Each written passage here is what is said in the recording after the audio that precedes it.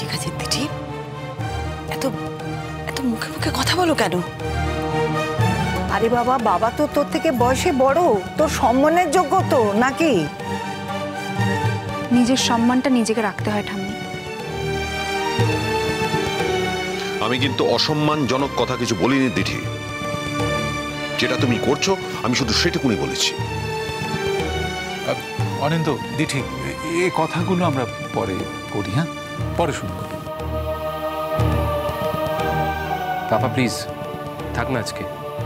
Rohit uncle এতদিন বাদে আমাদের বাড়িতে এসেছেন, আজকে রোহিত আঙ্কেলের সাথে গল্প করি। এ বিষয়ে তো আমরা পরেও আলোচনা করতে পারবো, কোনো ক্ষতি হবে না, তাই না?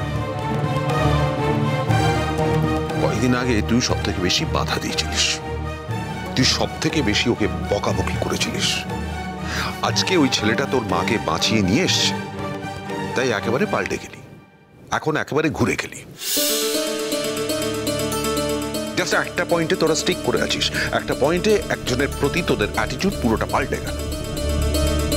আমি একবারও বলছি না ছেলেটা খারাপ ছেলে, আমি একবারও বলছি না দিদি তাকে হেল্প করবে না, আমি তাকে উৎসাহ দিচ্ছি, কিন্তু নিজের জীবনটা তার সঙ্গে কি করে জড়ায়?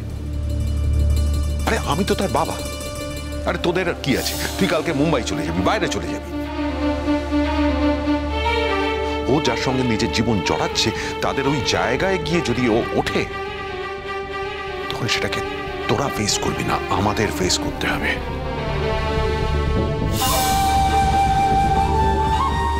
এনিওয়ে, রোহিতবাবু আপনি বসুন, খাওয়া দাওয়া করুন, আমি ঘরে যাই।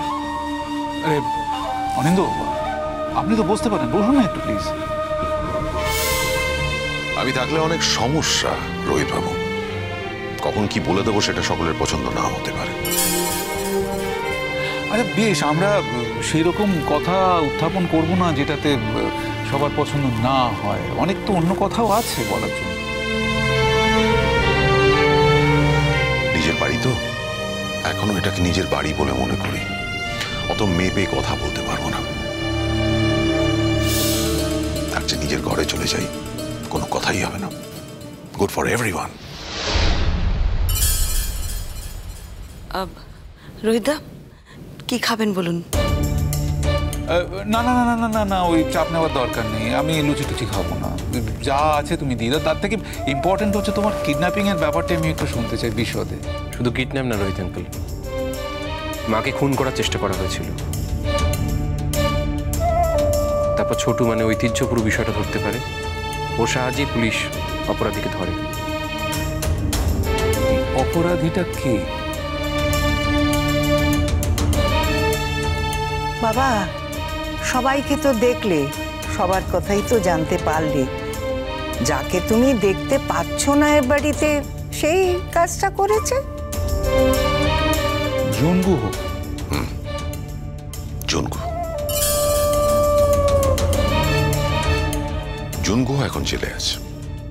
জুনগুহর এত বড় সাহস! ছাড়ুন না রোহিতদা, মরি তো আননি। কথায় বলে না, মেয়ে মানুষের প্রাণ কই মাছের জান। সত্যি হয়তো মরে যাওয়ার কথা ছিল, আপনার সঙ্গে হয়তো আমার কখনো আর দেখাই হতো না। দেখা তোমার সাথে আমার হতোই শ্রীময়ী। না রোহিতদা, এমন পরিস্থিতি হয়েছিল হয়তো সত্যিই আমাদের আর দেখা হতো না কখনো। শোনো শ্রীময়ী, আমার কিছু কিছু কথা না বেদবাক্যের মতো মিলিয়ে নিও। তোমার সাথে আমার দেখা হতোই। ইনফ্যাক্ট তোমার সাথে দেখা করার জন্যই আমি এবার ইন্ডিয়াতে এলাম। মানে শুধুমাত্র তোমার সাথে নয়, তোমাদের সকলের সাথেই আর কি। তার মানে তুমি বলতে চাইছো যে তুমি আর কখনো আসবে না, তাই তো? এবার কি কলকাতার সঙ্গে সমস্ত সম্পর্ক, মানে দেশের সঙ্গেই সমস্ত সম্পর্ক ত্যাগ করে তুমি চলে যাবে? আমার মনে হয় এরপর বোধহয় আর আমার ফেরা হবে না। হঠাৎ এই সিদ্ধান্ত? জানতে পারেনি তো আগে? অবশ্য আপনার সিদ্ধান্ত আপনি নেবেন, কাউকে জানানোর প্রয়োজন নাই থাকতে পারে। নিজের ডিসিশন তো নিজেকেই নিতে হয় শ্রীময়ী। সাজেশন অনেকের থাকে, কিন্তু ডিসিশনটা যার তারই। আর এই ডিসিশনটা আমি নিতে বাধ্য হয়েছি। শুধুমাত্র আমার একার উপর যে এই ডিসিশনটা বেস করা তাও নয়। ও আচ্ছা, তাহলে বলছেন যে অন্য কেউ আপনাকে আপনার সিদ্ধান্ত নিতে চালিত করতে পারে? দেখেছো, তুমি তো ভীষণ ইন্টেলিজেন্ট হয়ে গেছো। আমার কথার ফাঁদে তুমি আমাকেই ফেললে।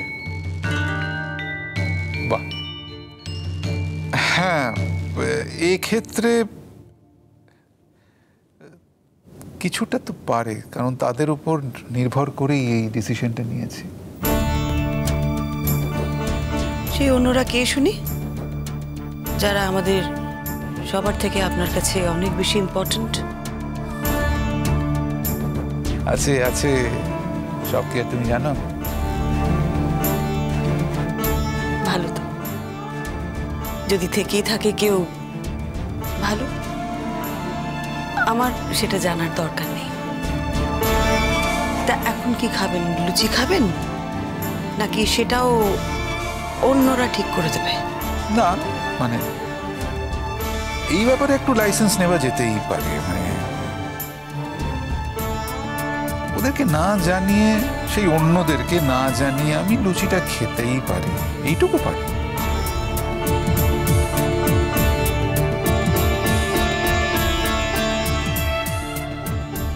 রোহিত, তার জীবনে কি কেউ এসেছে? আসতেই পারে। একা মানুষ, আর কতদিন একা থাকবেন? হয়তো এবার মনোমতো সঙ্গী পেয়েছে।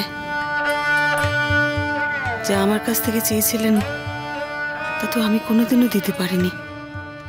তাই তার রোহিতদা যদি অন্য কারোর কাছ থেকে পেয়ে যান, আমার তো আপত্তি করার কোনো কারণ নেই। কিন্তু কিন্তু আমার বুকের ভেতরটা এরকম মোচড় দিয়ে উঠলো কেন? রোহিতদাকে কি আমি মনে মনে নিজের সম্পত্তি বলে আগলে রাখার কথা ভেবেছিলাম? কিন্তু আমি তো কখনো সেরকম সচেতন ভাবে ভাবিনি। তাহলে কি মনের অবচেতনে রোহিতদার জন্য এরকমই একটা অনুভূতি ছিল? তাই তাই এত কষ্ট হচ্ছে আমার। তাই আমার কিন্তু খিদে পেয়েছে শ্রীময়ী। আমি দেখছি আজকাল তুমি বড্ড ভাবুক হয়ে গেছো, খুব ভাবছো। তখন থেকে ভেবেই চলেছো, আগে তো এত ভাবতে টাবতে না। সেই তো বৌমা, যাও না ওর জন্য একটু খাবারের ব্যবস্থা আমি করো। এক্ষুনি ব্যবস্থা করছি। যাও যাও যাও। শোনো বাবা রোহিত, হ্যাঁ মাসিমা বলুন। তোমার মেয়ে সমস্যায় তো এখনো জানতে পারিনি। কি বলবো, এখন তো আমাদের বয়স হচ্ছে। যদি জানতে পারতো না, হই হই করে ওপর থেকে নেমে আসতো। তোমার মেয়ে সমস্যায় ওপরে বোধহয় বিশ্রাম নিচ্ছে, ঘুমিয়ে পড়েছে বোধহয়। না না, মেয়ে সমস্যাকে বিরক্ত করার কোনো দরকার নেই। উনি যখন ঘুম থেকে উঠবেন তখন ওনার সাথে দেখা করতে যাবো। না বাবা, সেটা কথা নয়। আসলে কথা কি জানো, আমাদের তো বয়স হচ্ছে, আমরা আজ না হয় কাল চলে যাব। এই পরিবারটাকে তুমি যতটা আপন ভাবো, তার থেকে অনেক বেশি আপন করে নিয়েছে তোমাকে। তুমি তো এই পরিবারের অভিভাবক। আমি বুড়ো মানুষ, তোমাকে একটা কথা বলছি বাবা, এদের ছেড়ে কখনো তুমি কোথাও চলে যেও না। আমার এই কথাটা তুমি রেখো। এই তো আপনি আমাকে বিপদে ফেললেন মাসিমা। আমি এবার এসেছিলাম ইন্ডিয়াতে এটা ভেবে সব রকম বন্ধন মুক্ত হব। কিসের বন্ধন রোহিত আঙ্কেল? মানে আমাদের সাথে যোগাযোগ রাখা মানে কোনো বন্ধনে আবদ্ধ হয়ে যাওয়া? কতটা পাল্টে গেছো তুমি রোহিত আঙ্কেল, সেই জন্য আজকে এই কথাগুলো বলতে পারছো। নইলে তুমি তো আমাদের অন্যরকম স্বপ্ন দেখিয়েছিলে।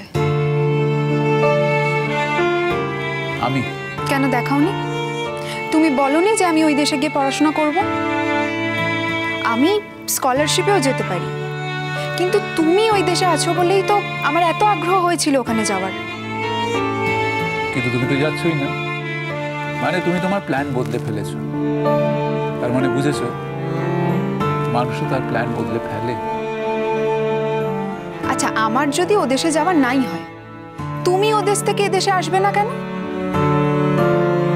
সব প্রশ্নের উত্তর এক্ষুনি জেনে যাবে, তাই কখনো হয় Dithi? Rohit uncle please please বলো না কি হয়েছে, আমার খুব অস্বস্তি হচ্ছে। আমার কিচ্ছু হয়নি ডিঙ্কা। আমি ভাবছি যে আর কেন দেশে আসবো বলো তো, কিসের জন্য? ও আচ্ছা, তার মানে আমরা কেউ নই, শুধুমাত্র আমাদের জন্য আসা যায় না, তাই তো?